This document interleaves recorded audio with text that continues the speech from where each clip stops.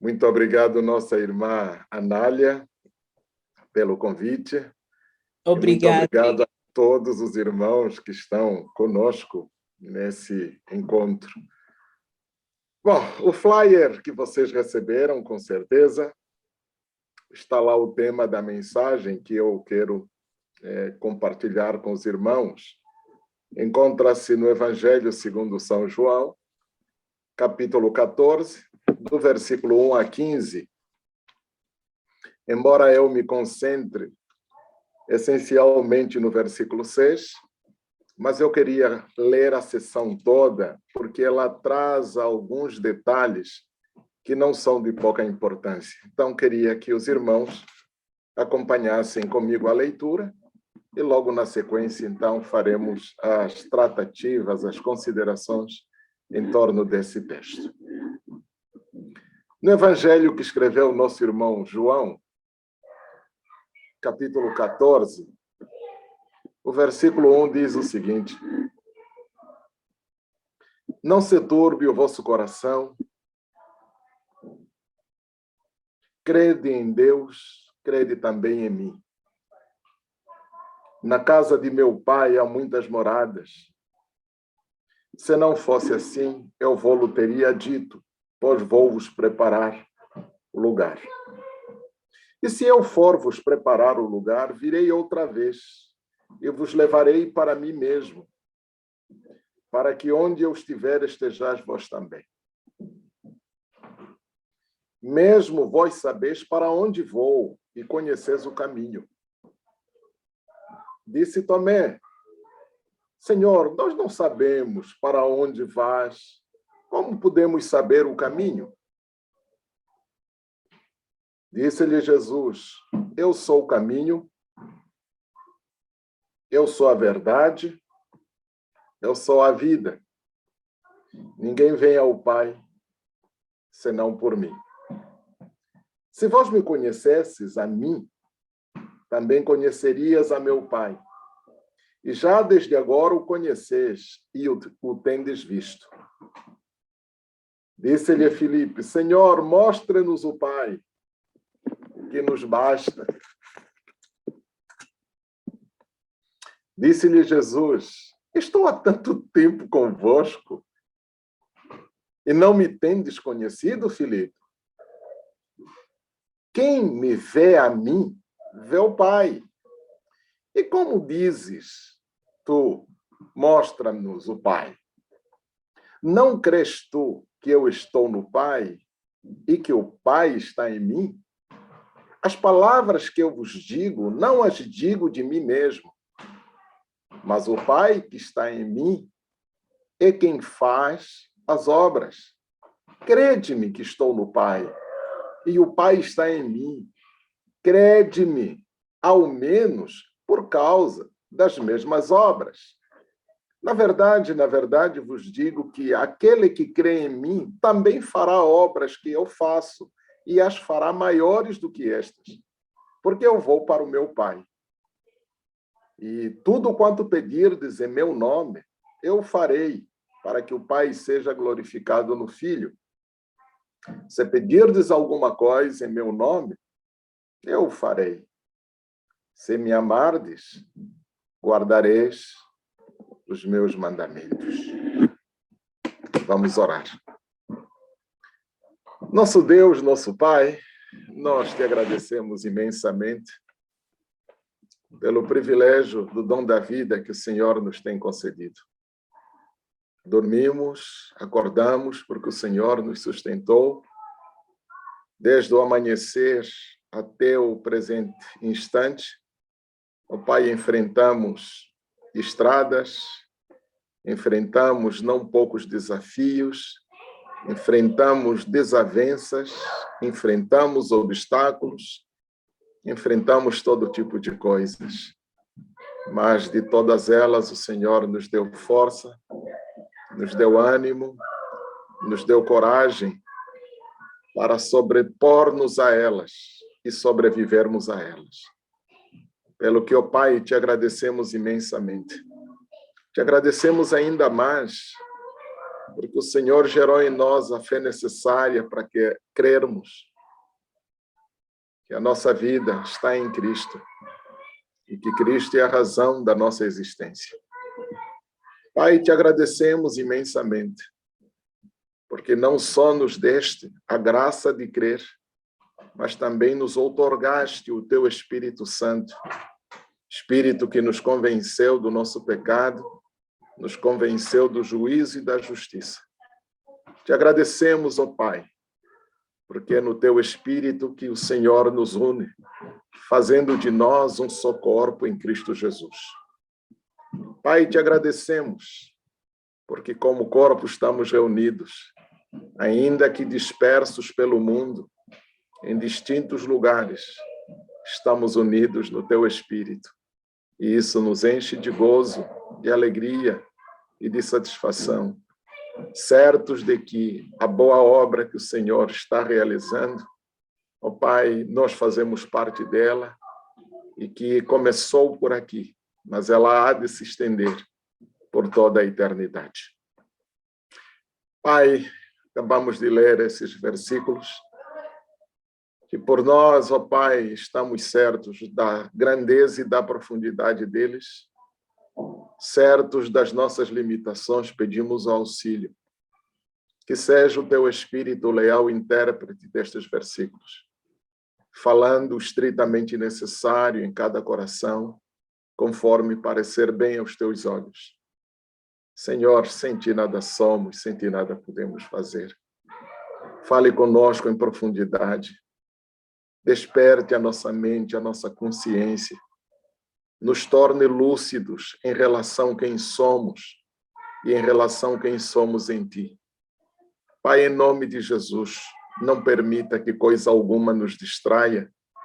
Não permita que força alguma se interponha entre nós e o Senhor. Mas que todos os canais estejam abertos, Senhor, para que a tua palavra e a tua voz flua, ó Pai, sem obstáculos para dentro de nós. E realize em nós a tua boa obra, fazendo em nós conforme parece bem aos teus olhos. Pai, oramos não só por nós que aqui estamos, mas também por aqueles que gostariam de estar conosco, mas não podem, por razões diversas. Aproveitamos o ensejo para estender a nossa oração intercessória em favor da nossa irmã Morena. Ó Pai, por esse momento tão difícil que ela está enfrentando, ela e a sua família. Em nome de Jesus, pedimos a tua intervenção consoladora em favor da família, Senhor. Pai, em nome de Jesus, estamos entregues nas tuas mãos, porque o Senhor tem cuidado de nós. Confiamos plenamente na graça que nos basta, em Cristo Jesus. Amém. Bom, meus irmãos, eu estou com o desafio de conversar um pouquinho acerca de Jesus é o caminho, Jesus é a verdade, Jesus é a vida, e que ninguém vai ao Pai senão por intermédio dele. Mas me permitam, antes de começar, fazer aqui algumas considerações em torno do texto. Esse texto se insere no contexto de despedida. É a última noite de Jesus com os discípulos. É a última ceia. Acabaram de tomar a última ceia. E Jesus está fazendo as considerações finais em gesto de despedida dos seus discípulos. E é claro que o ambiente não está muito favorável, não é um ambiente alegre, não é um ambiente festivo, não é um ambiente agradável, é um ambiente extremamente sombrio, triste, amargo. Por quê? Porque, primeiro, Jesus trouxe para os discípulos, em particular, alguma coisa que jamais fora vista na história. Os pobres ganharam destaque no contexto não só da religião, mas também no contexto da sociedade. Porque Jesus, ao selecionar os seus discípulos, ele não escolheu doutores. Ele não escolheu pessoas endinheiradas, enriquecidas, da elite daqueles dias. Embora tinham alguns que tivessem um pouco mais do que os outros, mas eles não faziam parte da elite da sociedade daquele tempo. Era gente simples, gente humilde, gente de quem não dava o mínimo valor. É com estas pessoas que Jesus se associou e é a estas pessoas que Jesus está dando recomendações acerca do grande projeto soteriológico, do grande projeto de salvação da humanidade. É a estes. Então, os 3 anos de convivência foram tão intensos, porque não era uma relação de encontros. Eles viviam juntos, estavam juntos o tempo inteiro, dia e noite. Na alegria, na tristeza, na saúde, na doença, estavam juntos o tempo inteiro. E Jesus despertou-os para expectativas tamanhas que, de repente, eles estavam apavorados com a possibilidade da saída de Jesus no seio deles. E aí Jesus não poupa palavras para sinalizar o consolo, para confortar esses corações apreensivos. Não se turbe o vosso coração, creiam em Deus, creiam também em mim. A minha ida é necessária, a minha saída é necessária. É importante que eu vá para que o Consolador venha. Por exemplo, vai dizer isso em outro momento, nesse mesmo discurso. No entanto, se eu for, eu estarei junto do Pai intercedendo por vós, para que tudo quanto pedirdes, o Pai vos conceda. Interessante a maneira como Jesus vai elaborando esse discurso de despedida.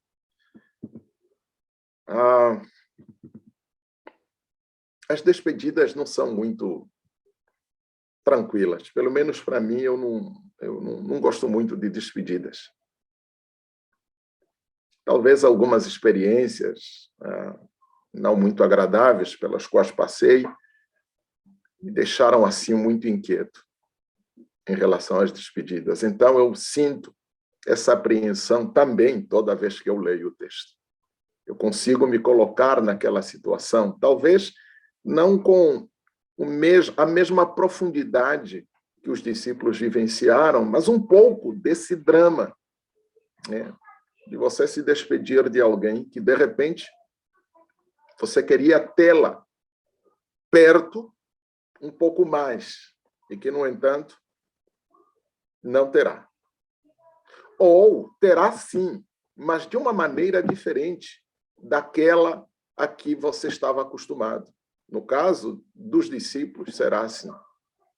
A presença física de Jesus será substituída por uma presença espiritual. A presença espiritual é mais importante do que a presença física. Mas, infelizmente, nós, seres humanos, ainda embriagados pela natureza corpórea, parece-nos que a presença física é melhor do que a presença espiritual. Então, o dilema está posto em torno dessa relação, desses sentimentos e de tudo isso. E é engraçado que é justamente no momento de tensão, de apreensão, que Jesus faz as revelações mais profundas de Deus. A impressão que eu tenho é que é justamente com este sentimento que esta mensagem seria melhor acolhida. Porque se eles estivessem rindo, dando gargalhadas, a mensagem não cairia em solo fértil. Então, eu quero crer que Jesus deixou essa mensagem para o fim, porque é justamente nesse estado de coisas, nesse estado de espírito, que a mensagem seria melhor acolhida. E o cerne da mensagem está justamente aqui. Eu sou o caminho. Eu sou a verdade. Eu sou a vida. Mas não é de pouca importância que você não vai conseguir compreender a seriedade do que Jesus está dizendo, né, ao responder à pergunta de Tomé, se você não levar em consideração o primeiro detalhe, que é a unidade plural que ele constitui com o Pai e o Espírito Santo. Nos versículos, a gente percebe quando ele responde a Filipe, mas Filipe, eu estou convosco todos os dias e você não tendes me conhecido. Quem vê a mim, vê o Pai. Eu e o Pai não somos dois. Nós somos um só. Então, quem vê a mim está vendo o Pai. Porque se alguém está vendo o Pai, está vendo a mim. Nós somos uma unidade plural. E mais do que isso, não se assustem de vos ter dito isso, que até o que eu digo, não o digo de mim, mas o digo pelo Pai. As obras que eu faço, não sou eu que as faço, mas o Pai as faz por intermédio de mim. Bom, esse é o pressuposto para entendermos, a afirmação de que ele é o caminho, é a verdade e a vida. É o primeiro pressuposto. O segundo pressuposto, é importante você fazer um retrospecto na história da humanidade. Como é que a nossa história começou? Como é que nós viemos parar na existência em que nos encontramos? Porque não basta só levar em consideração quem o Pai e o Filho e o Espírito Santo são, mas também levar em consideração quem nós somos, ou como nós estamos. E é claro que esse estar está inscrito na nossa história, a partir do começo. No começo, lá em Gênesis, aconteceram coisas que desgringolaram o projeto original de quem nós devíamos ser e que, no entanto, não somos. Ou, pelo menos, em Cristo nós temos um vislumbre do que se espera de nós e que, no entanto, a gente percebe que, por conta própria, nós não vamos conseguir ser. Então, que estado de coisas são essas em que nós nos encontramos, vistas a partir da história, das quais Jesus aponta como a resposta definitiva e final dessas inquietações profundas que carregamos nesse estado existencial em que nos encontramos? Alguém deve estar dizendo assim, mas pastor Elias, fala claro, só um pouquinho. Eu já chego lá. Então, levando esses dois pressupostos em consideração, aí sim nós vamos compreender o que Jesus se propõe ao responder Tomé: eu sou o caminho, eu sou a verdade, eu sou a vida. Bom, a primeira coisa que a gente precisa fazer, então, para explicitar isso, antes de trazer isso para nós, é fazer uma ponte que nos liga, ou que liga Jesus à nossa origem, que liga Jesus ao nosso começo, ao início da nossa história. Quem é Jesus na nossa história? Bom, Jesus é aquele de quem Deus prometeu lá no Éden, quando os nossos pais fizeram a patifaria de desobedecê-lo. Se você abrir a sua Bíblia no livro de Gênesis, capítulo 3, o versículo 5, o versículo 15, melhor dizendo, né? Quando Deus começa a explicitar as consequências do erro, do ato deliberado de desobediência que os nossos pais cometeram, a primeira coisa, né, Deus vai dar a conhecer as consequências para a serpente. E aqui está a primeira manifestação, a primeira revelação de quem Cristo é. O que está escrito lá em Gênesis 3, versículo 15? A gente lê o seguinte: e porém inimizade entre ti e a mulher, entre a tua semente e a semente da mulher. Esta te ferirá a cabeça,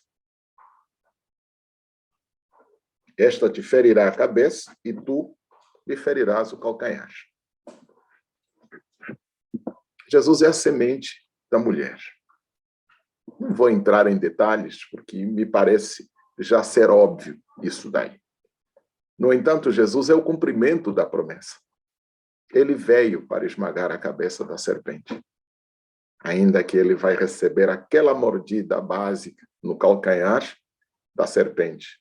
E, no entanto, a despedida é justamente em função dessa mordida no calcanhar.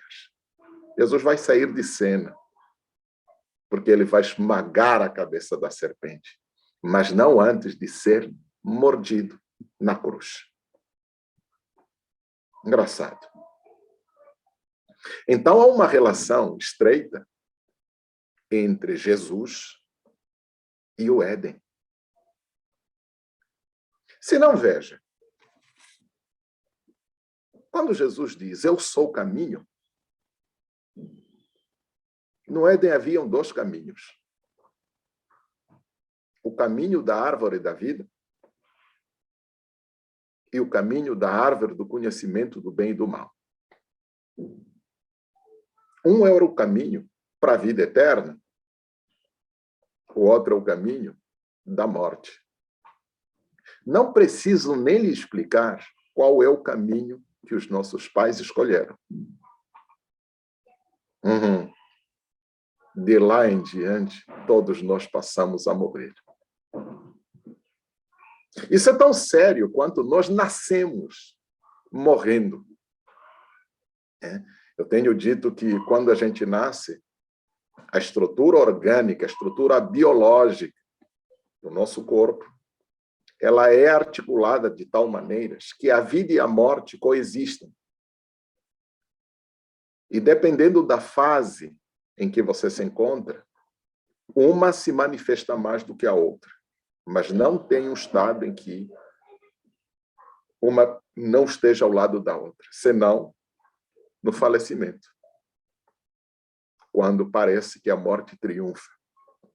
Quando nós somos mais novos, no nascimento, por exemplo, a quantidade de células que o nosso corpo produz é muito maior do que a quantidade de células que morrem. Não tem nem comparação. Mas o que a gente não pode negar é que até no bebê as células já estão morrendo. Quando a gente atinge a idade adulta, a equação se equilibra. A quantidade de células que o nosso corpo produz é igual à quantidade de células que morrem.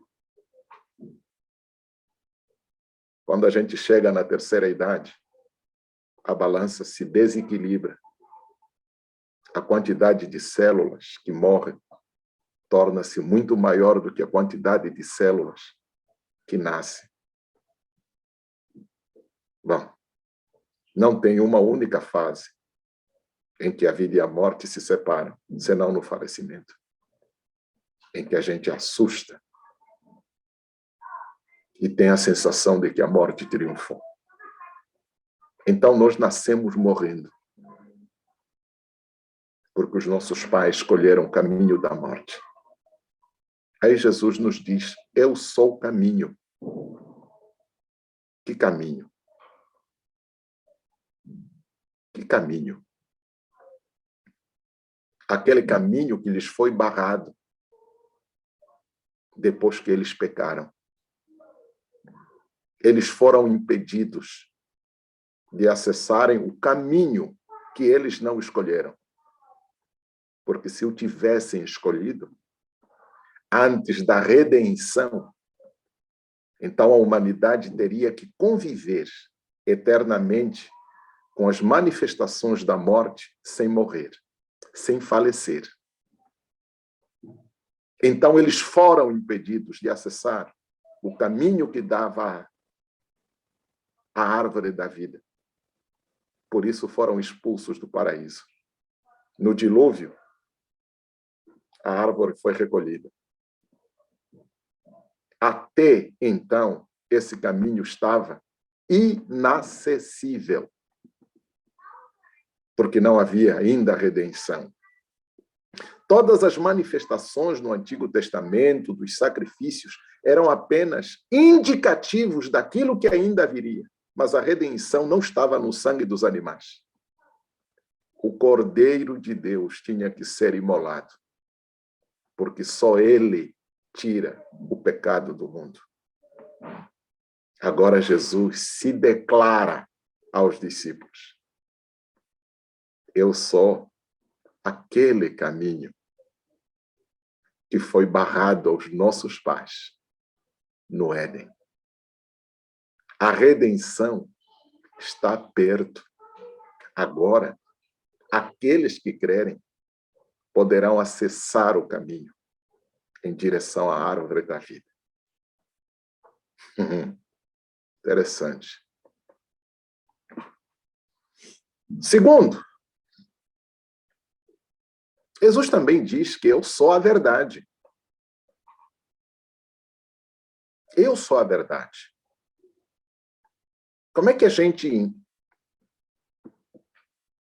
conecta a verdade com o Éden? É fácil. Pensa comigo. Quando Deus chama Adão e o dá a responsabilidade de nomear todas as coisas criadas, Adão deu nome às coisas. Ele era muito inteligente, ele era muito sábio, ele estava muito além de qualquer QI, coeficiente de inteligência, que a humanidade já conheceu. Sim, por isso conseguiu nomear todas as coisas? Não. Ele não nomeou as coisas porque era inteligente. De fato, ele era inteligente, mas tão inteligente quanto escolheu o caminho da morte, né? Não preciso entrar no mérito da questão. Mas a nomeação não obedeceu o critério da inteligência. O ato de nomear as coisas, na verdade, é o ato de apropriação do verbo criativo. Explico. Todas as coisas que o nosso pai nomeou, ele só as chamou pelo nome que Deus já havia chamado-as no ato criativo. Por exemplo, Deus disse, haja luz. Então, a luz é luz, não porque o Adão chamou a luz de luz. Não, porque no ato criativo, Deus já chamou a luz de luz. Só que quem não estava lá, nesse ato criativo, era o nosso pai. Então, ele precisava se apropriar do ato, do verbo criativo, para nomear todas as coisas. Preciso dizer quem é o verbo criativo? Bom, para refrescar a memória de alguns, leia Evangelho de João, capítulo 1, versículo 1. No princípio era o verbo. O verbo estava com Deus e o verbo era Deus. Quem é o verbo? O ato criativo, o verbo criativo é que nomeia. Quando Deus ordena que Adão nomeie as coisas, está dizendo, se aposse do verbo criativo, porque é com ele que você vai executar a minha vontade. Muito bem. Ele nomeou, está na posse do verbo criativo de Deus. No entanto, no ato de desobediência, ele abre mão do verbo criativo. Desde então, ele passou a agir por conta própria. Quer ver uma coisa? Olha só. Quando Deus trouxe a mulher criada da sua costela, como é que ele chamou esta mulher? Ah, agora sim. Esta vai ser chamada de varão, porquanto do varão ela foi tomada. Ele é carne da minha carne e osso dos meus ossos. Quando ele disse, proferiu a primeira poesia dedicada a uma mulher, Adão estava na posse do verbo criativo. Ele está vendo a mulher tal como ela é, não como ela parece, mas como ela é. Então ela diz, é varoa, porque eu e ela não somos dois, somos um só. Ela foi tomada de mim, ela é a extensão de quem eu sou. Ele está na posse do verbo criativo de Deus, que lhe deu a autoridade para nomeá-la de varoa. No entanto, depois da desobediência, abriu mão do verbo criativo de Deus, passou a agir por conta própria. Como é que ele passou a chamar a sua mulher? Varoa? Não. É só ler Gênesis 3, versículo 20. Ele deu outro nome à mulher. Porque agora ele não está vendo mais a mulher como ela é, mas está vendo a mulher como ela parece. Agora ela não se chama mais varoa. Agora ela se chama Eva, porque é mãe dos meus filhos. De fato, ela é mãe dos filhos dele. Mas é isso que define a mulher? Não. No entanto, na ausência do verbo criativo nele, ele já não está vendo a mulher como extensão dele. No entanto, o que ela parece para ele? Ela parece para ele ser apenas a mãe dos filhos dele. Se isso te ajuda, me permita lhe dizer, esta é a primeira mentira na história da civilização humana. É a nossa primeira mentira. É tratar a mulher não como ela é, mas como ela parece ser. E o contrário também é verdade. É a mulher tratar o homem não como ele é, mas como ele parece ser para ela. Isso é mentira. Nós não somos o que parecemos. Ninguém é igual ao que parece. É só mentira. Nós vivemos no mundo da mentira, governada pela mentira, porque o mundo jaz no maligno, e o maligno é o pai da mentira. Nós gostamos da mentira. Nós nos enganamos com a mentira.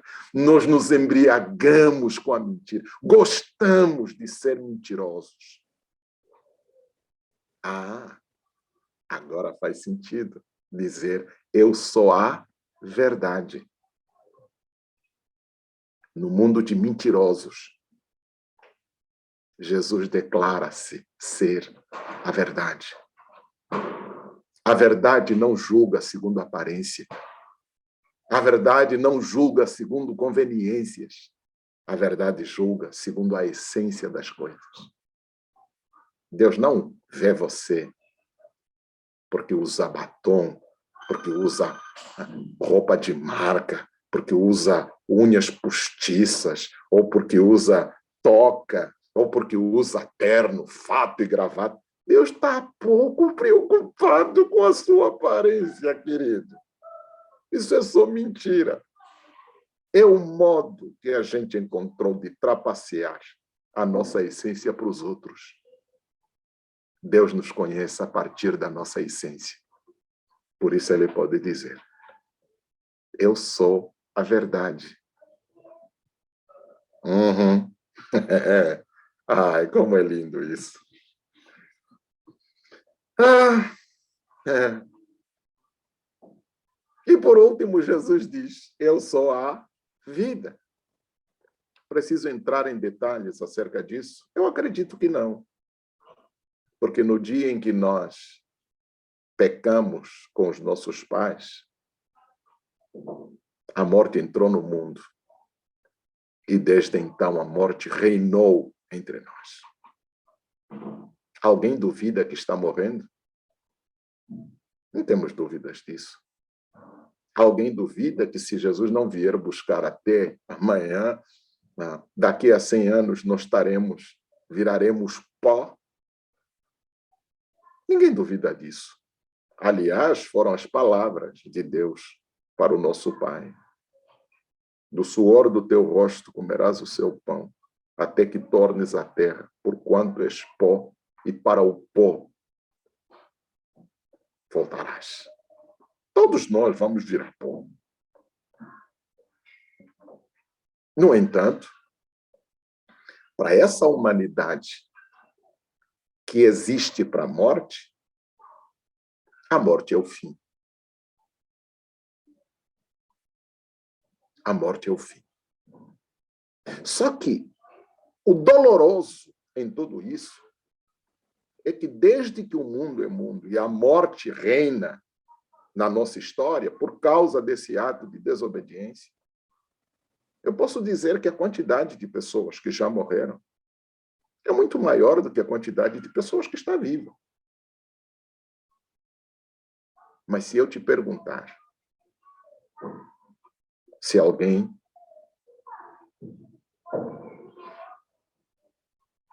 está conformado com a morte. Aliás, é interessante que a gente quer ir para o céu, certo? Não tenho dúvidas que todos nós queremos ir para o céu. Mas se Deus vier agora dizer: meu filho, você quer? E já a resposta será: não, Senhor, deixa ficar mais um pouquinho. Né? Deixa ficar mais um pouquinho. Por quê? Porque a gente não quer. É só para nos lembrar que a morte não é nada com o que nós nos acostumamos. Diante da morte, nós choramos. Diante da morte, nós amargamos.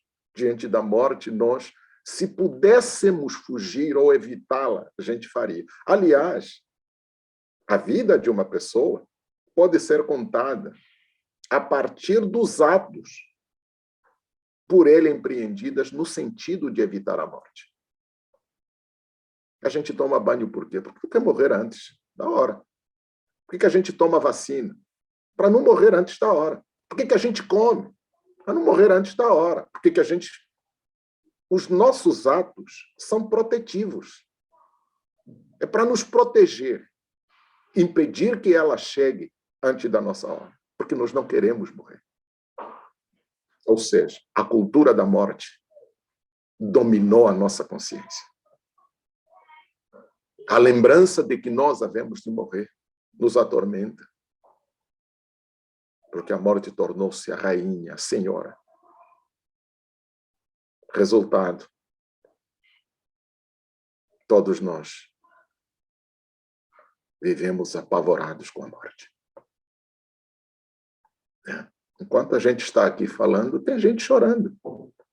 Porque o ente querido foi. Oramos aí pela nossa irmã, que perdeu a irmã. Enfim, a gente chora. Por que a gente chora? É justamente porque nós não estamos conformados com ela. Nós não aceitamos. Ela não é nossa amiga, ela não é nossa parceira. Nós não a desejamos. Ela é indesejável. Infelizmente, a despeito de ser indesejável, em algum momento ela nos bate à porta. É justamente neste contexto em que Jesus diz: vem cá. A morte Não é a senhora do pedaço. Eu sou a vida. É um lembrete para sinalizar aquilo que vocês não escolheram no Éden. Sou eu. Agora vocês podem viver. E aqueles que desejarem, porque vão crer em mim, esses, ou para estes, a morte já não é a senhora do pedaço. Porque agora o pedaço tem um novo dono. E o dono do pedaço é a vida. Eu sou a vida. Sou o cara do pedaço. Ai, como isso é lindo demais. Como isso é lindo demais. É lindo. Então, o que isso tem a ver conosco? Tudo a ver. Tudo a ver. Bom, vamos lá então trazer isso para nós.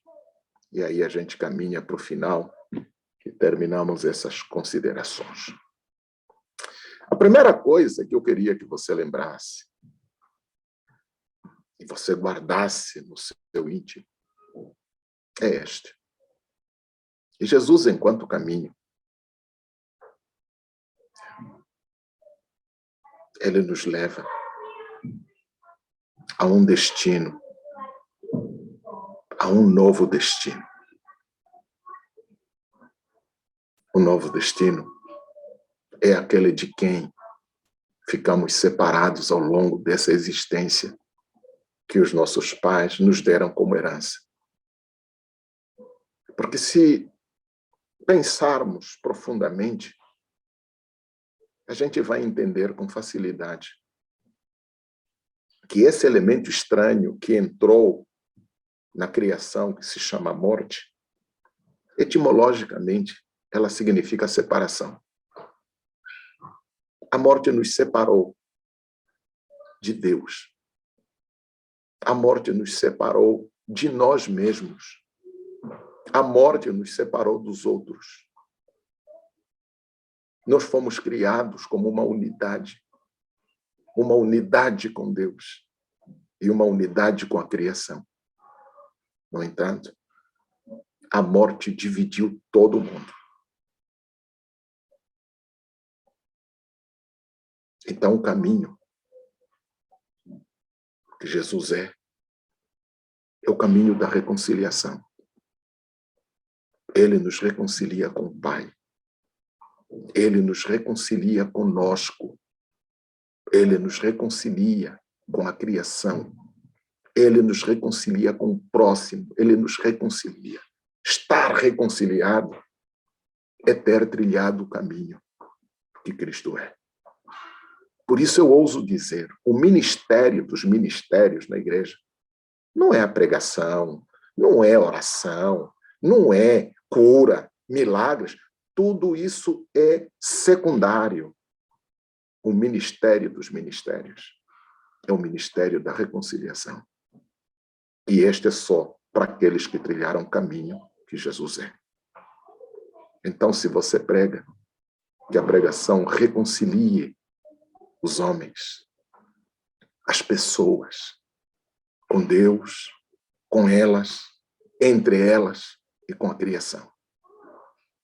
Se canta, que o efeito do seu cantar reconcilie as pessoas. Não importa o que você esteja fazendo enquanto viver. Se os teus atos não resultarem na reconciliação das pessoas, você ainda não trilhou o caminho. Você ainda está embriagado, perdido. O sinal evidente de que você já trilhou o caminho é se os efeitos do teu agir levam os outros à reconciliação. Reconciliarem-se com o Pai, reconciliarem-se consigo mesmas, reconciliarem-se com o próximo e reconciliarem-se com a criação. Então, eu não sou inimigo de Deus, nem Deus é meu inimigo, porque estamos reconciliados, porque já trilhei o caminho. Eu não sou inimigo de quem quer que seja, porque eu estou reconciliado comigo, estou reconciliado com os outros. Ninguém ousa dizer que eu sou inimigo dele. Não tenho inimigos. Eles podem ser meus inimigos, mas eu não tenho inimigos, porque eu estou reconciliado. Eu não sou inimigo da criação, nem a criação é minha inimiga, porque estamos reconciliados em Cristo. Diga a verdade para você mesmo. O efeito das tuas ações reconcilia ou separa as pessoas?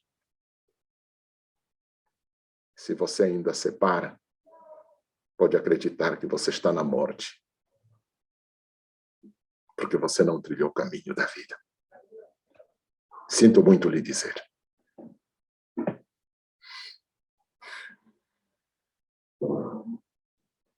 Segundo,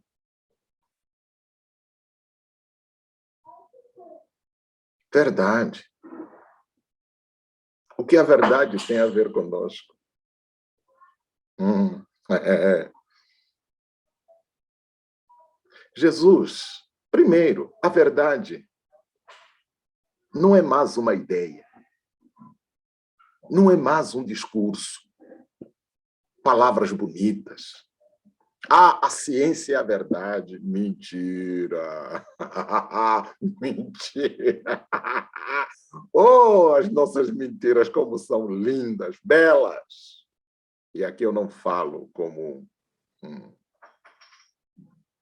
Na ciência você tem momentos de verdade, você não tem a verdade. Porque a verdade não é ideia, não é princípio. Para nós cristãos, a verdade é pessoa, é Cristo. E todos aqueles que trilharam o caminho e encontraram a verdade, elas tornam-se verdadeiras. Bom, aqui eu abro parênteses para dizer que verdade, ser verdadeiro, não é sincericida.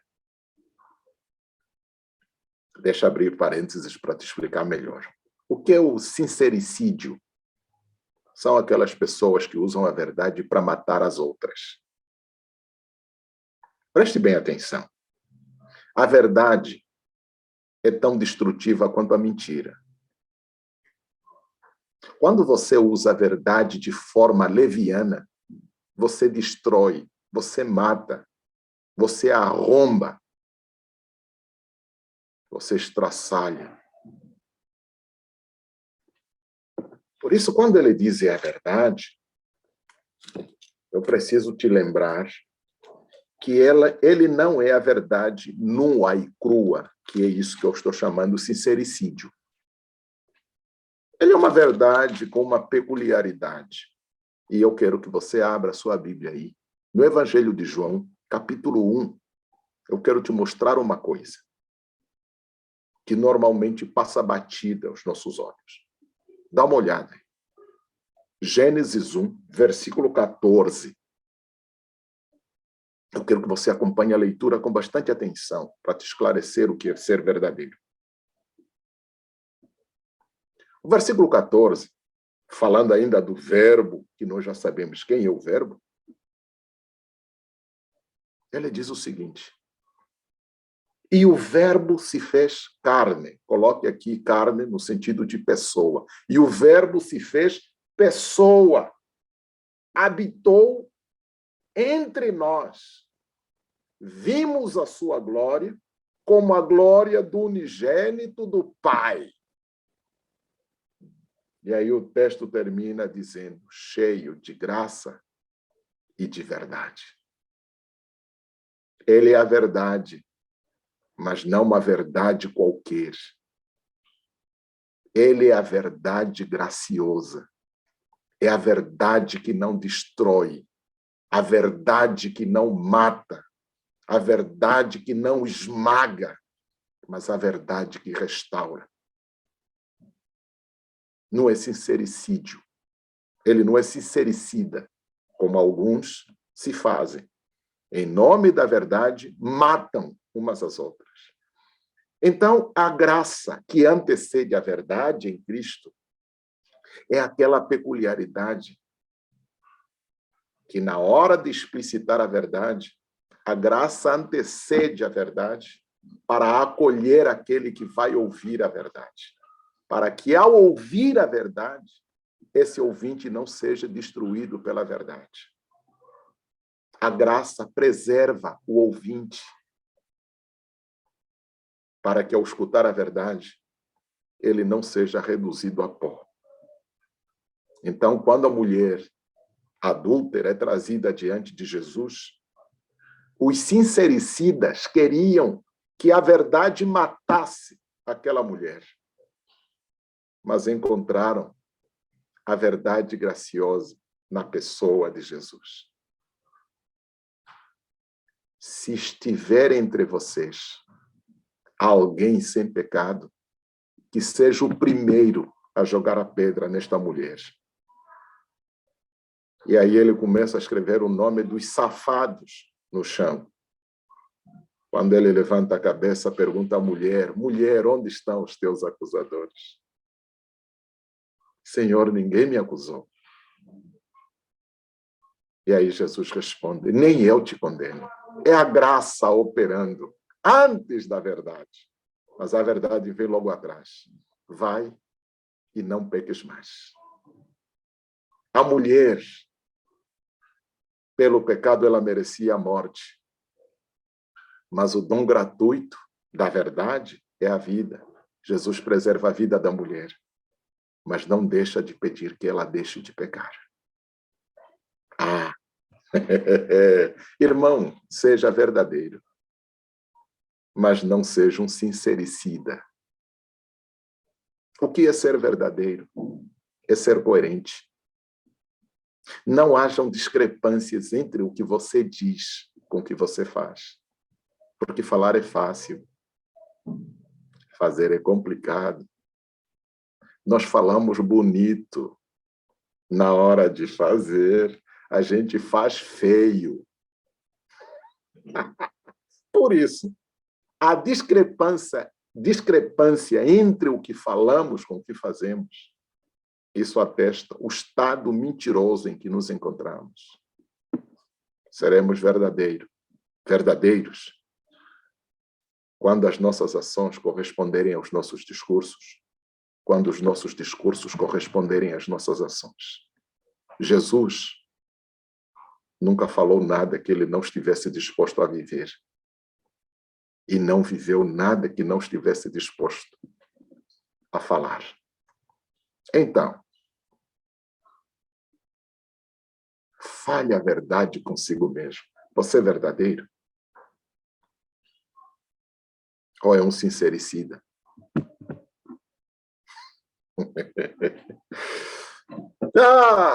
Termino dizendo, e a vida?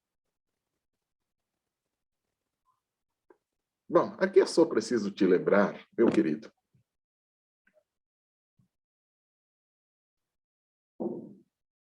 se já trilhamos o caminho, a morte não é mais a senhora do palco, porque ela foi relativizada em Cristo Jesus.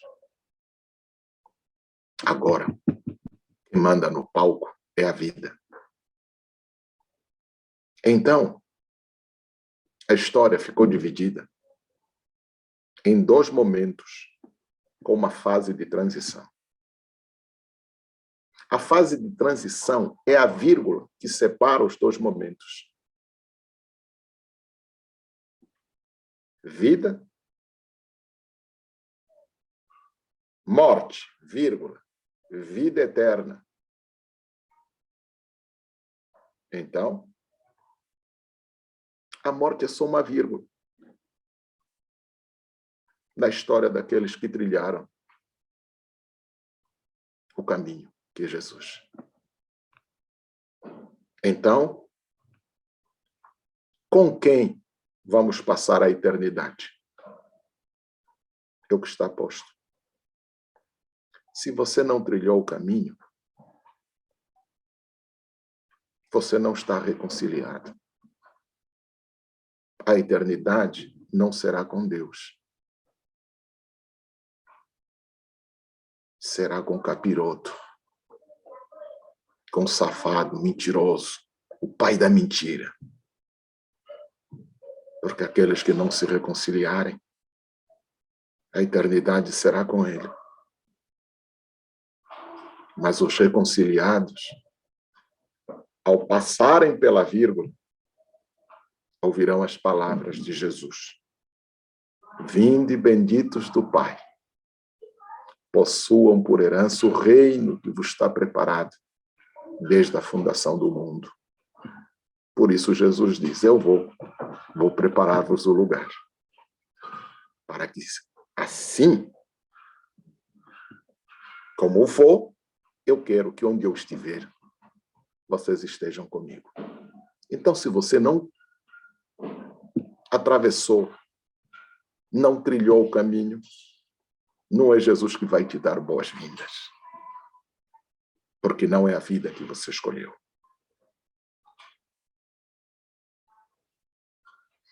Então, meu irmão, minha irmã, caro ouvinte, a decisão é sua.